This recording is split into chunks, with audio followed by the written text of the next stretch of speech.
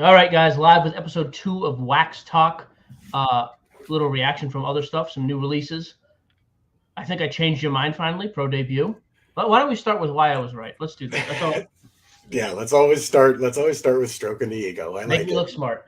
No, so Pro Debut is a product that has never even been a glitch on my radar for one iota of a second. Again, kind of, I want to say, trending towards what's been happening with all these releases since Fanatics has taken over. They've taken products that weren't relevant and somehow have made them a lot of fun. Like that, I'm not going to tell you that Pro Debut is going to sell for a crazy amount of money, but I am going to tell you we just ripped a couple of cases of it and it was a lot of fun. I mean, autos to 5, autos to 10. Like there must have been 8 oranges, and they're doing chrome in there now, and there's like you're getting a bunch of chrome autos in there too. Like it's not just all base plain paper like it used to be. Yeah, I'm telling you, it's a solid product for people who like a cheap rip. And what's a jumbo box? $80, $90? $85. 85. Yeah, I think it's hard to blowout's like beat. $100, but like we're selling them for $85. Yeah, not a super exciting product, but I do think that's like a. I actually was. I'm pleasantly surprised that they kind of kept that SKU. They got rid of a bunch of other SKUs this year. They kept Pro Debut, which I'm glad with. Like I said, not everything has to be gilded or definitive or anything else. So I'm glad they No. kept that. Like it's cheap, it's a fun rip. Guys can go crazy with with personals and just like, and even for like the set guys. As a matter of fact, I thought I had it. Oh, I do have it in front of me. So, dude, we just got this back. Again, it's from last year's pro debut, and the camera's going to be terrible because you can't see it. Like a Corbin Carroll base 1010. Again, for a box that last year cost $70, the card comes back in SGC 10. It's a $225 card. Like it's for what it is. I Easy. actually like the value. I really do. Yeah.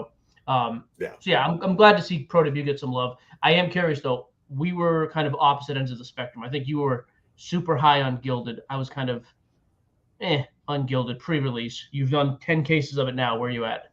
I I'm still high on it. I think that we've hit some absolute monsters out of it. I mean, we hit a Corbin Carroll gold framed auto to 10. That was probably one of our bigger ones. But I'm looking more than just how beautiful the cards have actually been. I'm looking at the resale stuff on eBay already, and it's killing it. Oh, I that's the mean, one thing I haven't seen. That was my it's fear. base cards are doing hundreds of dollars Oh, for like the big rookies. for I mean, Otani base to 99 is going to do a couple $100. Okay, so that does change things because honestly, that has been my biggest drawback with Pristine. Topps Pristine was my best product of the year to date. The resale. And yeah, starting about 2 months after release, it was like the resales, meh. Now, granted, it's $1,200 less a case than, or $1,500 less a case, but the resale on singles irritates me with that product.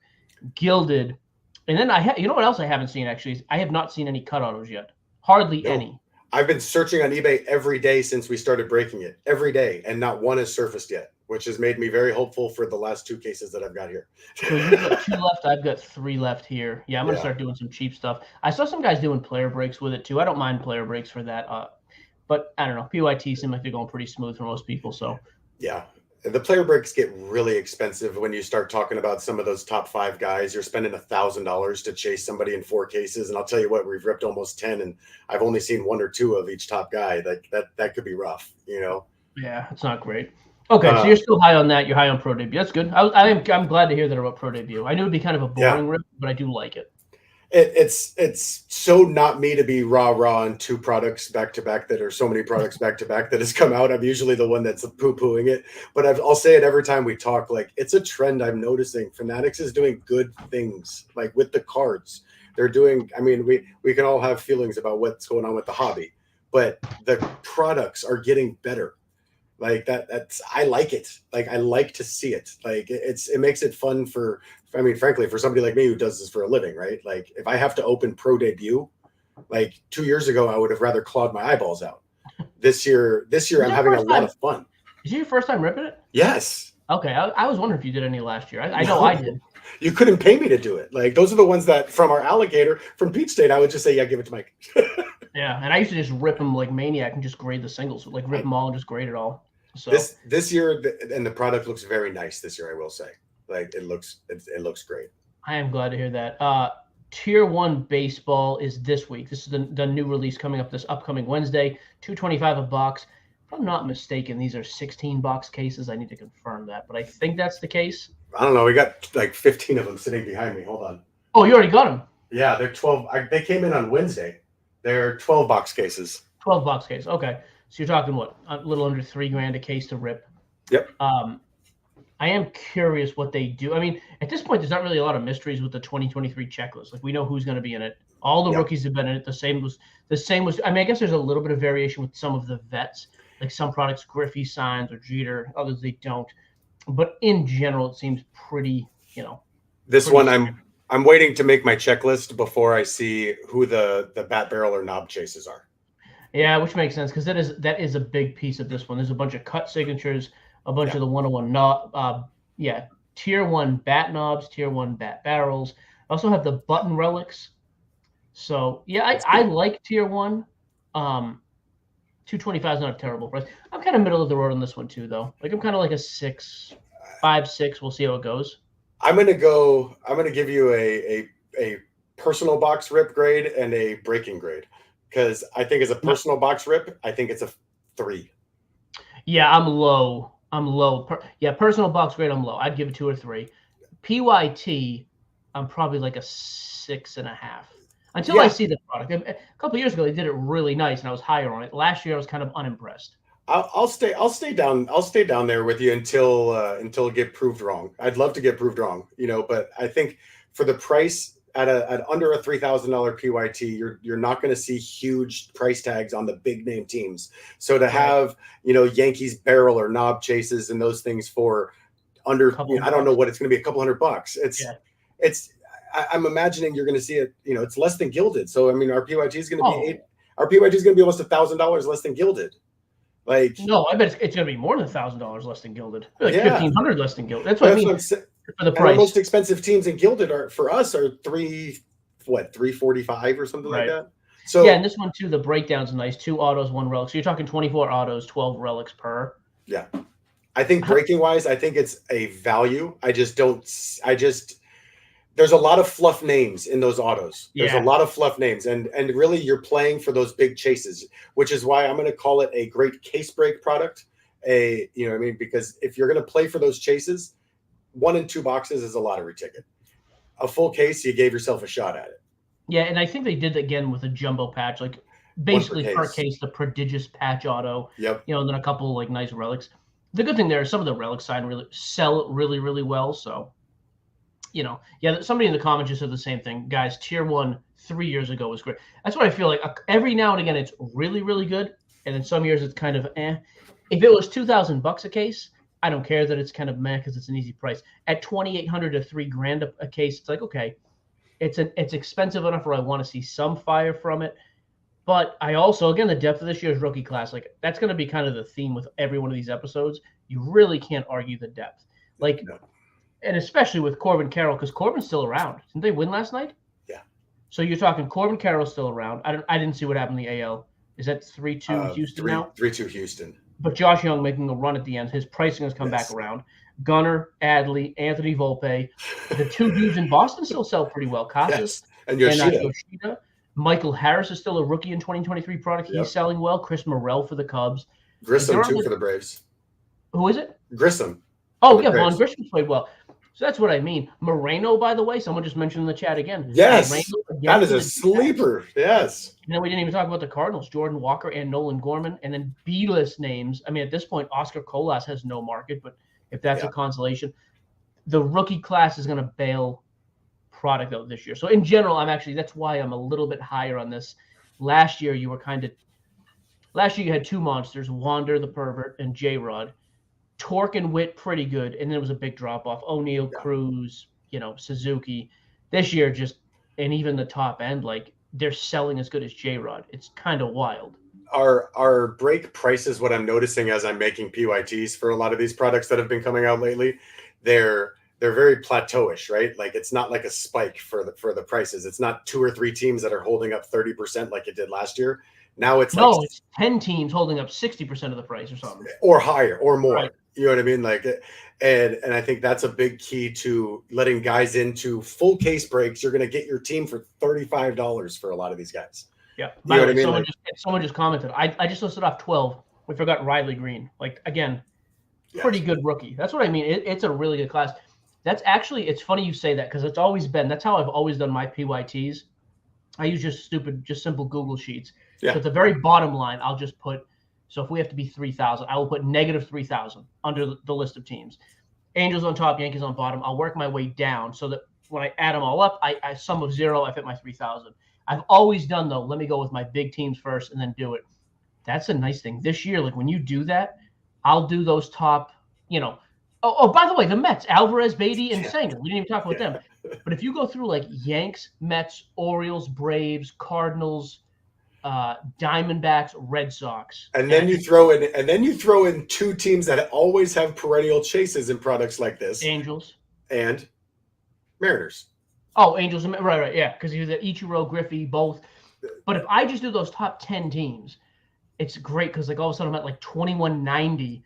I'm like, great. I now have 21 teams left to make up 9. Like we're talking 30, 40 bucks a team. It does make it easy.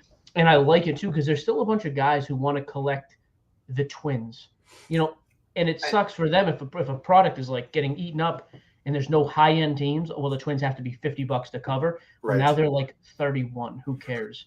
So I do like that. I know a lot of guys have asked for like that kind of insight on how do we do pricing and how do we do those things. And I like how you shared how you did PYT. I do mine just slightly different. Like you said, if we did a $3,000 total, I just, I'll start all 30 teams at $100. And then I just go down from the top and I'll say Angels, look at the checklist. Okay, Angels are a well above average team. Let's put them at 200. The next team is garbage. They're going to go at $30. And then I go all the way down and then I can start tweaking back and forth a little bit to see where we're at. To me, it's a fun surprise game at the end because I get to see how good I was.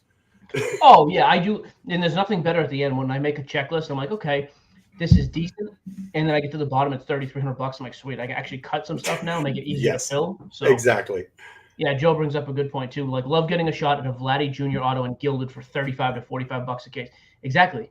Forget an auto at $35 a case. You hit a Vladdy auto number, or you hit a Vladdy non-auto to 50. You're making more than your money back. That's what I'm saying. Gilded is. So Matt Jones actually in the Facebook group said something really kind of that like resonated with me, except for the fact that there's not like big patches and stuff in Gilded as much. No patches, right? Is there any? Are there any patches? Okay. No, not that I know of. But he called it the flawless of like the actual like flawless of base, just setting a bar of like. This is a very nice premium product. Yep. Base cards sell for stupid amounts. And if you go back to previous years, they sell for stupid amounts. I mean, it's a product that I really do feel has value in it. And I'm glad it's not $5,000 a case. I bet it will be at some point. You know what I mean? But I'm glad we got our cases and we're able to move them at a great price. You know what I mean? Hey, so just to give you an idea, and this tells you something. So like literally just put in 2023 Gilded just to give people an idea on resale value. The first card is a Devers to 99, which is as bad as it can get. And by the way, the guy spelled his name wrong, so that doesn't help. $20. I understand that's not a great price, but the fact that base card, so even that card graded out a 10 is probably $50 for a below average set, even though he's great. Here's some other ones for you. Now, some of these are big cards. Corbin Carroll, non-auto to 25, $750. The Brian Bello rookie, non-auto to 99. He is a third-tier rookie. He's not Yoshida. Casas, $75. Wow. I'm trying to think. Estrui Ruiz, again. Nobody. Third tier, like awesome base dealer. I like him, but he doesn't have a great market. His auto to 50. So it's like a bad auto, $100. The Ricky Henderson just base card, $65. Andre Dawson auto, $40. That sucks. It's a terrible example, but it shows you that there's some bad. Garrett Mitchell, again, a third-tier rookie, framed auto to 75, $145. But yeah, even the base stuff, it is good to see that the base stuff sells.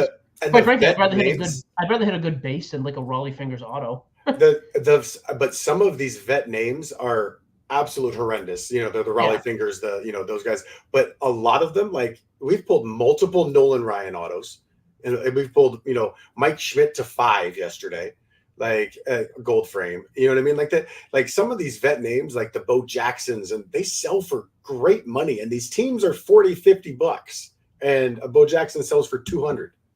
Yeah, I mean, I'll tell you what the real money is here. The more I'm looking, like I said, because even a Nolan Ryan auto to 99, a framed auto is getting outsold by an Adley base card. I told you the base cards are monstrous in this. Corbin, Adley, Gunnar, Volpe. Those are the only 4 I see.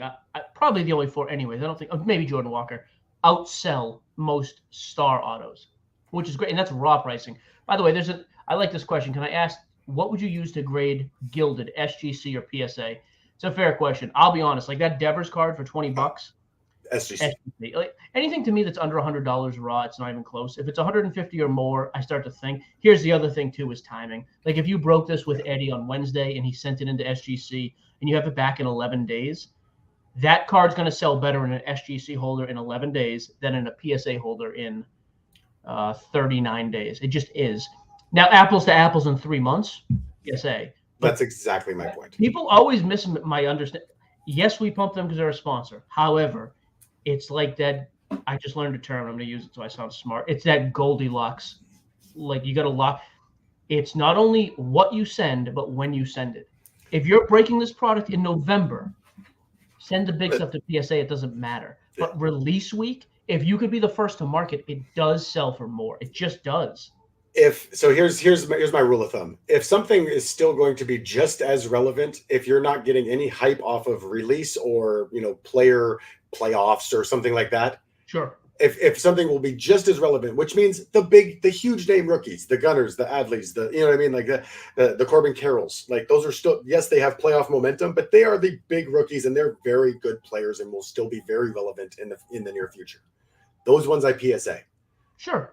Everything else I SGC. Everything else I will SGC because Gabriel Moreno, you're going to get 3x what you will if you get that back and they're still playing ball. I was going to say, because that's the other thing, especially right now. And even like Corbin Carroll, I would rather have a Corbin Carroll back quick with SGC right now. I mean, unless it's a huge card, you're going to pay the extra $800 to like overnight and do the whole PSA route that way. But I will say I'm actually happy to see that's that good resale. By the way, I got lucky, hit a Corbin Carroll base auto number to 10, Francisco Alvarez base from Gilded. Yeah, nice. I mean, so you absolutely murdered it. It's ridiculous. Mike is a sidekick who knows sports. I don't know who said that, but I approve that message. Jesse hates you, but I approve. All right, so we got that. We got Pro Debut.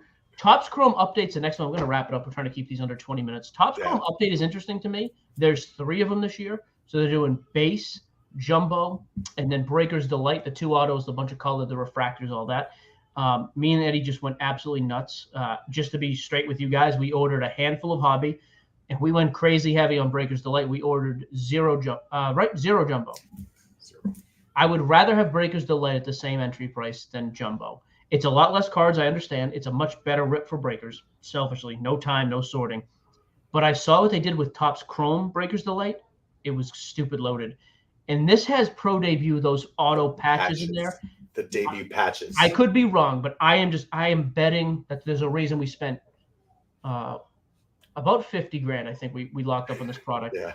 The reason we did that specifically with Breaker's Delight, I think we're going to see the majority of those in Breaker's Delight. I could be wrong. Maybe Fnatic spreads it out. I don't know. But if I'm betting, which we did basically, we're saying we think they're going to be in the Breaker's Delight product. Also, Breaker's Delight to me just had way better names and color than Jumbo. Topps Chrome Jumbo turned me off to Jumbo quite a bit. Like I didn't care for it at all. I thought the value sucked. So I'd much rather have the Breaker's Delight. And the hobby, the reason why for anybody listening, the reason why we just skipped over the jumbo, not just because we didn't see it as a better value, was we'll be able to break the hobby because there is a lot of guys that are wanting the base of their teams. There is a lot of guys that want, those couple, because there's a couple of key rookies that aren't in the other editions. So yes, it'll be nice to get those. But this is a product where we are chasing some of the inaugural biggest patches ever going to be put in a baseball product, game used patches. Like if they had these patches for any other past players, they would be 6 figures. They'd be massive. Like these are an opportunity. It's a lottery ticket. And frankly, the only thing weird about the hobby this year we were looking at, the hobby's only a 6-box case, but it's multiple autos. So it's $100 a box, $120 a box, something like that. But yeah, you can get your base and your stuff like that with hobby. And also too, plenty of guys are going to break that stuff everywhere else. They'll have hobby, jumbo, whatever. To me, yeah, me and Eddie talked and we thought that the big play was Jumbo. So, was Breaker's Delight. So there you go. Yep. That's that, huh? I think we're done. I got to say this one thing because two people sent me the same article, and I did not see it live in Fanatics last night. But Overtime Breaks, Overtime Rips, who I actually talked to about coming on the app a while ago. I'm not trying to rip those guys because I talked to the owner and his dad and the whole team, and they were great. I did not talk to the two kids who were on Fanatics Live last night. But just to address this briefly, they were live with a box of Gilded. I don't know if it was a 1 or 2 box, whatever. They had a set price in mind that they thought they were going to get. They were live auctioning teams, randoming teams with the deck, and a couple of big teams got hit early, and pricing absolutely tanked. And like after 8 or 10 teams, they canceled the break. And a couple of guys reached out. What would you do? What happens if that's Eddie? First of all, let me just acknowledge it's easy for me to say what we would do because it's not us, right? It's easy for me to say, oh, we would do this. But just to be very clear, I'm not even going to bash those guys. It's a scumbag move, period. Fanatics Live suspended him, by the way, which I'm absolutely thrilled to see. Fanatics like, well, we refunded the buyers. I will say you got to do more than that. Like suspending the people has to happen. Refund is fine, but we were getting a refund anyways. I think if you're Fanatics Live, say, hey, we're also giving you half of your spot back in credit. It was like a $25 break. Teams were going super cheap. Yeah. Throw everybody. If you spent 20, you get 30 back. What very simple fix, but they did step in and suspend him, which I'm happy. But just to be clear, if and when that happens, and by the way, it's happened to me plenty when I'm live. Somebody in the chat just made a good point too. They were also hyping up these $900 boxes. They're not $900 boxes. Correct. That's a great point. They're just not. 900. If anybody has seen me do live breaks, there has been times when I've gotten killed. The reason you shut your mouth and you finish the break, regardless of what happens, is because you will absolutely destroy your name and you'll lose customers. I would rather lose $300 on a single Gilded box. Who cares? And instead of whining the whole time, you make it, honestly, sell it up a little bit. Sell yourself. Like, hey, by the way, guys, you know what? This is a big enough company where we're professionals in the space. We get enough product where when we get kicked in the teeth once in a while, good. It's a give back to the people. You make your people happy. You don't come across looking greedy. And at the end of the day, breakers are still making enough money. I don't need to hear complaints over a few $100. That is the worst business decision you will ever make. Lose a couple $100, and you know what? And I've seen Eddie do this in the past. I've done this myself. If I know I'm getting crushed on a break, $500 box is going for $300. Hey, by the way, guys, we're also giving away $50 in break credit. We're also giving away free grades. If we're getting beat, I'm not getting beat for $200. We are getting beat for $500. Thank you. You will remember what happens on SCN breaks when you get killed, when we're getting crushed. You guys will at least win with it. I thought that was the most unprofessional thing I'd seen in a while from what I consider a very reputable company. Like those kids do really well on Instagram. I've seen them on Whatnot. That type of stuff is brutal. So can I also point out there is so many places and so many, and now this is literally every platform that exists that we hear, these same stories about, somebody canceling a break because they're not getting enough, somebody, not shipping a card, somebody not doing this, somebody not doing that. This isn't just an endorsement for our brand, which it is, but not just our brand. There are so many good breakers that you will never hear that about. Ever. Guys, stop giving these just miserable pukes your attention and your time. Like, I'm sorry. Like, there's just anybody. Fired him up. We fired him up.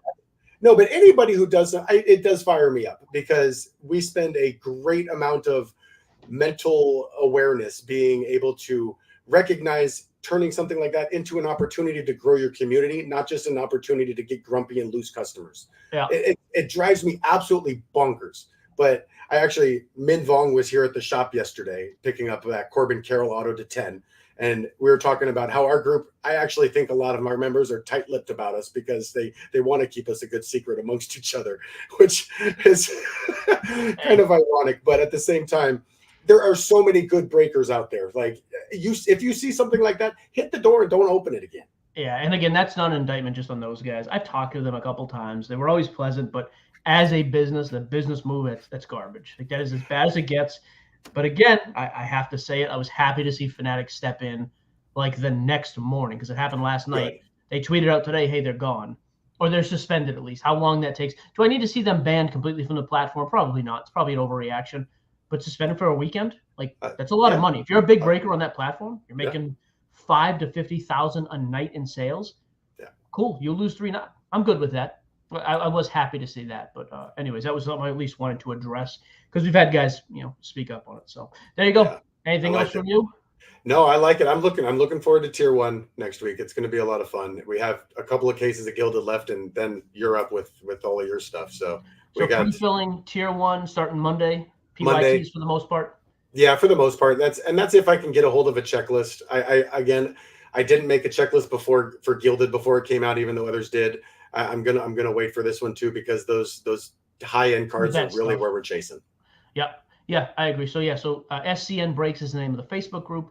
Sports Cards Nonsense, and SCN Breaks on Card Shop Live app is where we break. Those are our 2 locations. Real quick, 2 last questions because we're already way over time. Sure. Do you think the world of breaking is going to transition to the use of more repacks? Absolutely. Because if you can't get product, you repack, make it yourself. And if you do it well, it's actually a really good business model for both. So I actually don't have an issue with that. But anyway, dogs are barking. There you go. Perfect timing. Enjoy. All right, man. Guys, thank you for tuning in. See you next week for episode 3. Goodbye.